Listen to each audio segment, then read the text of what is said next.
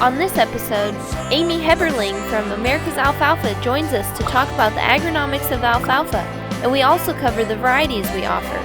The soybean industry is seeing a major shift towards Enlist E3 and away from Dicamba. Hear Joe explain the stats that are out in the field. Hi, this is Joe Mershman. Welcome to Cup of Joe, episode number 32, season number 2. Today we have Tommy and Ben and a special guest, Amy Heberling from America's Alfalfa. So I'm going to turn it over to Ben and let him lead the discussion today. So one of the important things as we're getting rolling into spring here, I wanted to bring on some special guests, experts in their field, I guess, that want to talk about, what are the most agronomically important things we need to be looking at right now. And as things are starting to green up, alfalfa is at the forefront of a lot of livestock growers' minds right now. So I wanted to bring Amy in because she's the agronomy expert for alfalfa, and I just wanted to kind of have a little bit of a discussion about alfalfa. So Amy, what have you seen so far this year, walking fields? How did stuff over winter and all the alfalfa fields that you've seen so far? Yeah, compared to last year, last year at this time we were looking at fields that were just basically heaved right out of the ground. So we haven't started looking at alfalfa fields yet because we're just going to be starting to break dormancy here in this next month. So we don't know for sure.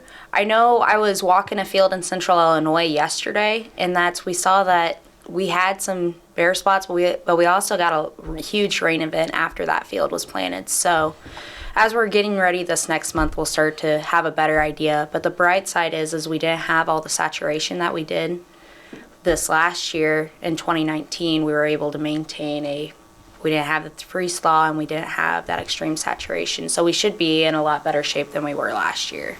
So for older stands, you think we should be okay? We might have some issues with some summer seeded stuff. Some late seeding stuff, and those older stands should be okay. Good. Amy, what are you seeing on the Phantomyces Race 3 that you guys have been talking about? So our Phantomyces Race 3 is it's not fully accepted in the industry yet. Our researchers we've moved forward and have been bringing it into our system. So your guys' Harv Extra 481 actually has that multi-race of Phantomyces and Anthracnose. So what we've been seeing is in our test plots, our Boone Research Station, which you guys have been to, and we've had some field days there. We've gone through and we've noticed that we have that competitive advantage over that of a competitor variety, or even the Czechs that don't have that multi-race. So let's go back a little bit. Explain what a Phantomyces is. In other words, when does it affect the plant at shortly after emergence or right at that time? So Phantomyces would go through, and it's a root rot that goes through, and it affects it whenever it's early seeding, whenever it's coming out of germinating, or whenever it's also later in its life. We'll find some issues of it also. And we've seen race 2 be very, very detrimental to established stands. So now we're starting to think that there's a race 3 out there. Yes, our researchers have identified it, and then UW Wisconsin has also have identified it in their research plots also. Yeah, I've actually seen where a farmer could not get a stand established because of that disease in the soil. So let's just talk a little bit about good basic fundamentals. If you're going to plant an alfalfa stand this spring, what are the basic things that you should keep in mind if you want to get that perfect stand? Now, first of all, normally the seeding rate is about 60 seeds per square foot? We want to see about 50 seeds per square foot, and that's at a seeding rate between 18 and 22 pounds to the acre. And when we're seeding, we also want to make sure we have a good firm seed bed. You should be able to dribble a basketball across your field. It's a good way to remember it. So how do you get that firm seed bed? So you go through and you want to pack it. You want to take a cultipacker, run across it. If you work your ground, go through and take the cultipacker across. Use rollers are okay, but we have to watch them, especially on hillsides, because we'll find that the roller will pivot with the ground. So then we'll end up seeing that some seeds get pushed in more and some seeds will be right there. So just a cultipacker generally is your best way to get that firm seed bed established. What pH do you want to see it in that field before you plant that seed? Between a 6.5 and a 7, ideally a 6.8 to a 6.9. So what happens if you have a low pH? So if you have a low pH, your stand will still establish, but it won't be as high producing as what you plan on it being. So it's really critical to get that pH in the right spot.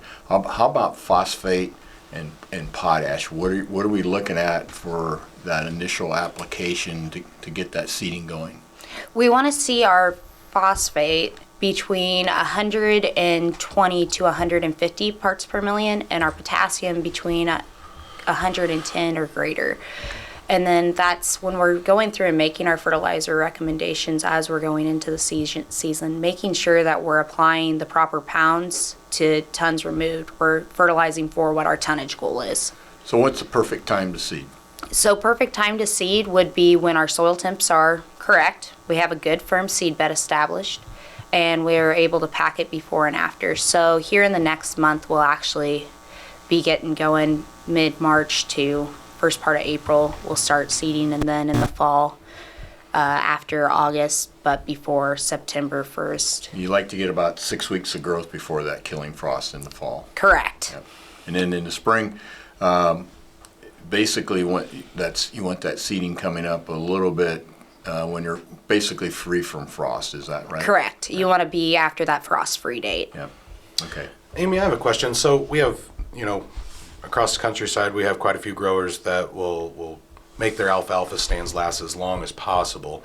And what is, from your recommendation, as far as life cycle of alfalfa that you should really start to think about? Well, there is a little bit out there, but you should tear it up and probably try and get a fresh stand out there and get it established. That's a great question, Tommy. So whenever we're going through and taking stand counts, so you want to go through and count the number of stems present in the square foot when we're talking about an older established stand. So you want to take different counts randomly in the field. And when we see it 55 or greater stems, we're going to say we have an adequate stand, and we aren't going to see any yield reduction. When we see 55 to 45 stems present, we're going to say we have some yield reduction. And when we fall below that 45, we need to consider rotating that stand. Mm-hmm. But we also need to be looking at what's going on under the ground, if we have any root rot issues. So we need to pop those crowns up out of the ground, split them in half, and score them. And then when we see our crowns are falling between a 2 and a 3, we need to go through and talk to our producer and say, hey, maybe we should keep this stand in production this year, but let's get another field ready to go and rotate into alfalfa. Especially, alfalfa is a specialty crop as far as, you want your return on your investment for especially these cattle guys. And I think that's important to know. So if say, a listener at home's listening and, they're going out and they want to check their alfalfa stand, how do you think the easiest way would that be for them to do that? Well, our feet are about a foot. Mm-hmm. So if you go through and set your feet up in a square, go through and walk randomly in your field and take we'll go with 4, stop in 4 different spots and count, and then keep in mind, take an average of that, and then pop those crowns up, score a couple of them, and then if you see that we've got a lot of dark through that center part of that crown, we know that maybe we should consider rotating and make a plan moving forward. Yeah, because you can get a really nice nitrogen credit by taking an alfalfa stand out and going to corn, can't you? Yeah, you can see a 10 to 25% increase in your corn yields by having an alfalfa crop in before your corn. So the other question is, okay, we're planting 50 seeds per square foot.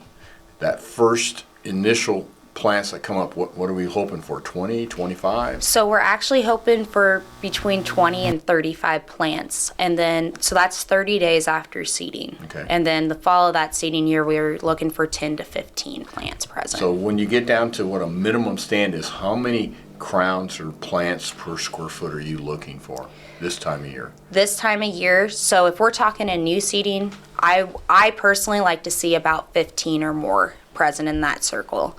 When we're talking about an older stand, we're going to do the stem counts more so than we are the crowns, because it's hard to identify what crown is what, because a lot of times those crowns intertwine with one another. Okay, let's talk a little bit about varieties. Harv Extra is probably the newest and greatest technology out there, and it's, let's just talk about why it's different and why Harv Extra is the next advancement in alfalfa, and anybody that's not basically learned about Harv Extra, they're going to find out that raising alfalfa is much easier to raise high quality hay.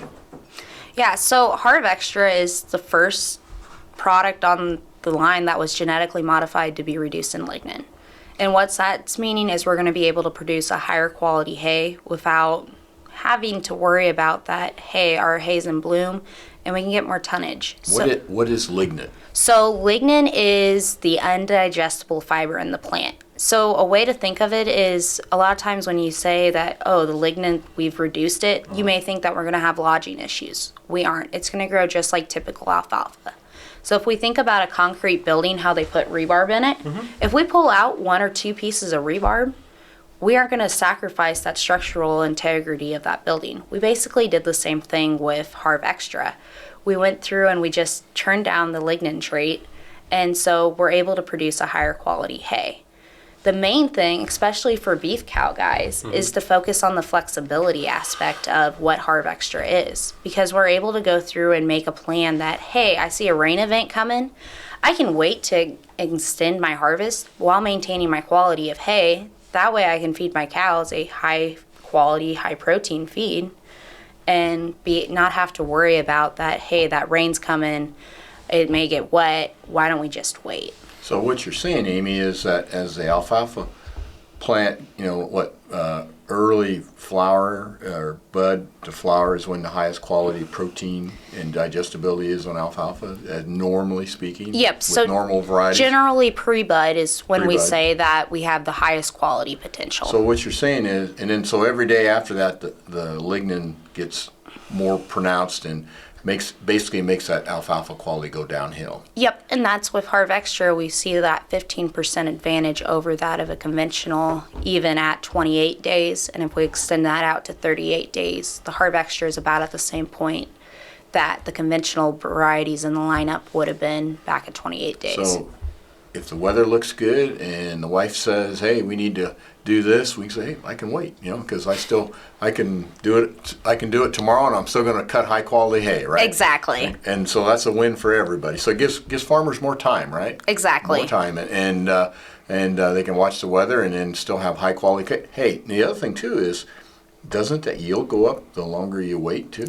Yes, so the longer we let our hay grow, the more tonnage we're going to get, because every inch equals more tonnage of plant matter that we're going to harvest. So I've heard that you can, basically, if you plan correctly, you can do a 3-cut system and get the 4-cut tonnage. So Exactly.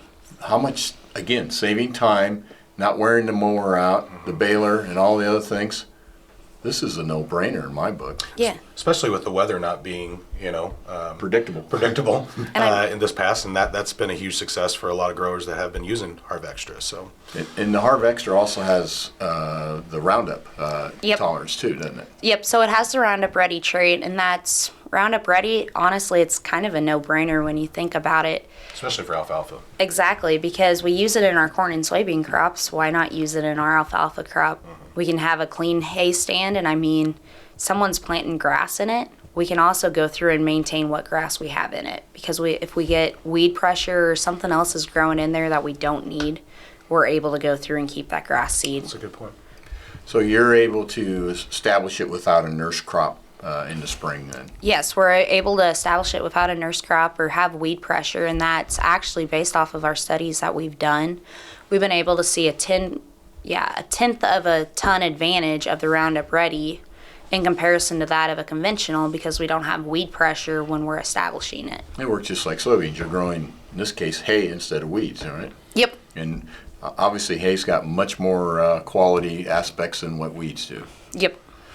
So Ben, just kind of run down our lineup, what we're offering this spring, and then I think we want to kind of round this thing out by talking a little bit about the seed treatment that's on our alfalfa too, to help establish it. Right. So the main varieties that we're running with is the Ameristand 481 Harv Extra Roundup Ready trait that we talked about.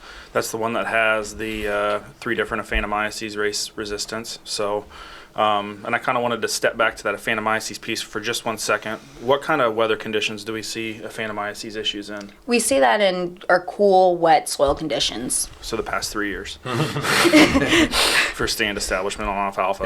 And a lot of times when you don't get a stand, that's the reason.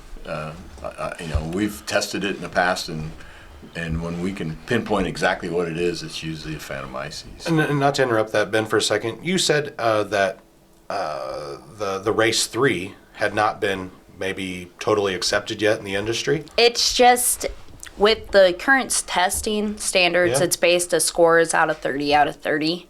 And with this new disease package being present, we as the breeding company have identified it. UW has identified it, but a lot of the industry hasn't fully accepted it. Do you think that's a competitive thing? I think probably more than Okay. likely. I was just curious. It's good to be on the front edge. Go ahead, Ben. Yep. So we also have the Ameristan 480 Harv Extra, but I think we're phasing that out and moving it into the 481 because for the same price, why wouldn't you want to run with the 3 different races of resistance for Amanophis? Help me out. Anthanomyces? Dicamba. There you go. The other variety that we're going to go back to is we're going to start with our leaf hopper brand 419. So what's an advantage with having leaf hopper? So with the leafhopper protection, we don't have to worry about spraying an insecticide because it'll go through and keep those leafhoppers off because of the glandular hairs, which is a naturally bred in part of the genetics of the plant. So when the leafhopper lands on it, it's not able to puncture the stem of the plant, and we can maintain a healthy stand. And when we look at it in our research blocks up at our Boone, Iowa station, we actually can see that side-by-side comparison of the susceptible versus the non, and it's very night and day. And our variety with the leafhopper is actually 90% or greater tolerance to leafhopper pressure. It's a great product. And leafhoppers are the #1 threat to alfalfa as far as insect. In other words, they are a sucking insect.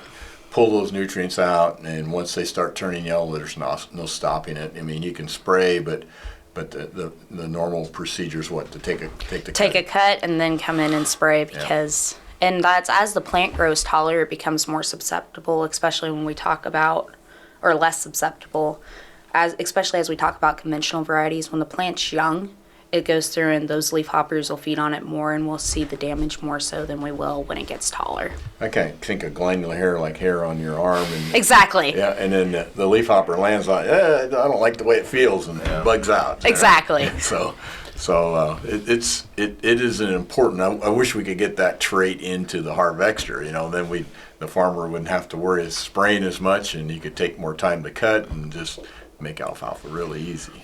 Right. So the next variety that we have is the 457 TQ. That means traffic tested. Tell us a little bit about the 457. So the 457 is going to also have our multi-race for Anthanomyces and Anthracnose. It's going to be for somebody who's wanting to take a quality but also wants that weed resistance with the Roundup Ready. Be able to spray out those weeds and have a clean stand. And then the last variety, but not least, because it's probably it's our highest selling variety, is our conventional 427. So 427 is going to be very comparable to that of the 457 when we look at them side by side. The only difference is it's not Roundup Ready. Amy, I have one question. As farmers look at the price difference between Harv Extra and a conventional variety, one of the things they're going to see is, it does cost more. How do you explain the economics of, in other words, you get what you pay for? So there's one of two ways we can talk about this. One way is we can talk about it on a return on investment.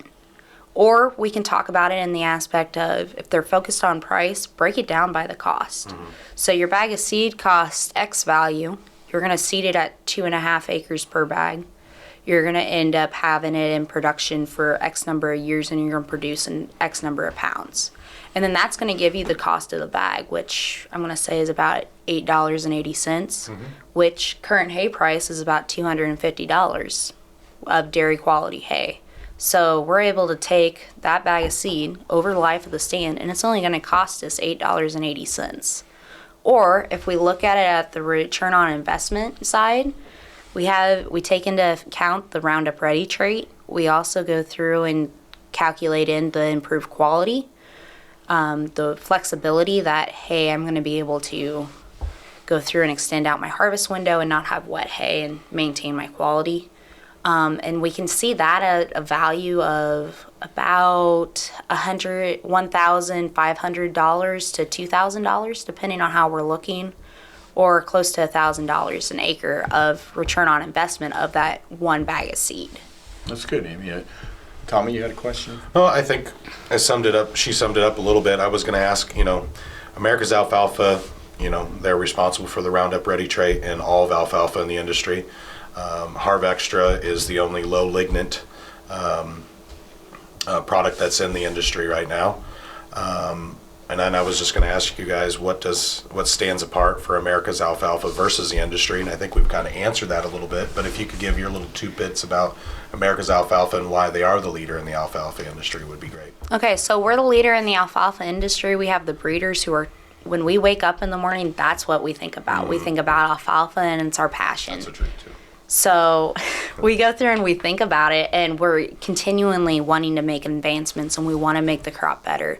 That way, so our growers have the capability to have the best product that'll produce what they want and be able to, at the end of the day, say, hey, I'm glad I have that alfalfa in my field. No pun intended, right? Exactly. Well, we got together with America's Alfalfa actually in the 80s, so we recognize that your organization was a leader and that you were doing great things, and it's proved out that you are the leader, and everyone else is either trying to copy you or emulate you, so it says something about that. One last question about alfalfa is, what is the very, very best seed treatment? I know that's what we have on our seed. Tell us a little bit about it. So the best seed treatment, which is on your seed, is the 34% treatment, which is Grow Zone. And it has Optimized Gold, which is an LCO promoter, which is going to go through and allow that plant to be able to grow. It has Stamina fungicide, which is protection against Thanomyces, Phytophthora, Rhizoctonia, and Fusarium, so multi-layer disease protection, especially when we're planting into school wet spring conditions. Apron XL, which is a fungicide protecting cool wet soil conditions. A micronutrient package with molybdenum and manganese to enhance early nodulation formation, and then an inoculant, which is nitrogen gold, which is the best available on the market. That's what you call the kitchen sink. That's Really good. So, if you're thinking alfalfa, we hope that you'll give your local Merschman seed dealer a call. It'd be a good time to get it shipped in and have it ready when the conditions are ready to go. I would like to just make one little comment. There was an article, and we'll post it and so you can link to it. And it was by Reuters, and just talking about some of the same things that we've been talking about the last couple of weeks on Cup of Joe. But they're talking about the shifting landscape in the soybean industry away from Extend soybeans to the Enlist E3, and I have to tip my hat off to Ron Heck at Perry, Iowa, who's a Merschman seed grower and also Merschman seed dealer. And he was interviewed at the Commodity Classic, and he's quoted in there. And Ron's a pretty sharp guy, and he says there's a considerable drag on enthusiasm to plant dicamba beans, particularly when Enlist beans are available, and those problems all go away. And what he's referring to is the off-target movement, and of course the drag he's associated is when it first came out, they were talking about the less yield, which proved out that to be correct. But I ran a few numbers, and right now Monsanto is saying about 50 million acres will be planted with their Extend product, and we are projecting 20 million acres. Now keep in mind, of that 50 million acres, possibly 1/3 will not be sprayed with dicamba because of sensitivity to off-target movement, and maybe more for defensive reasons why they're planting. So it really gets it down to about 33 million acres of dicamba soybeans will actually be sprayed, and 20 million will be sprayed with the new 2,4-D formulation, Colex D, from Corteva. And so the bottom line is we're getting actual acres sprayed are getting very similar. So off-target movement is going to be noted more this year. So we'll put that article up, and you can take a look at it, and farmers again can make those decisions what makes sense. And now for the most important part of the Cup of Joe, and that's the Corny Joke. Well, this one here goes back to Tom Follenkamp. When I first got out of college, I worked as sales territory, and Tom Follenkamp was our sales manager. He did what Turk did. And Tom, I used to do a lot of meetings with Tom, and one of the ones he told was about this city slicker who decided he was going to be a chicken farmer. And so he went out and he bought his chicks, but he didn't have much luck. They all died. So he wrote a letter to the Department of Agriculture and says, I don't know what I'm doing wrong. I'm trying to raise chickens, and I bought some baby chicks. He says, I planted them head down, and they all died. I planted them head up, and they all died. What am I doing wrong? Now, he sent this letter to the Department of Agriculture. Department of Agriculture wrote back and said, I'm sorry, we can't help you unless you send in a soil test. Well, that's it for this week. Hope you tune in after that one next week. But thank you for your business, and thank you, Amy, for coming in today to talk about alfalfa and all the great things that America's Alfalfa is doing. We sincerely appreciate your business, and please be safe this week, and we'll see you next week.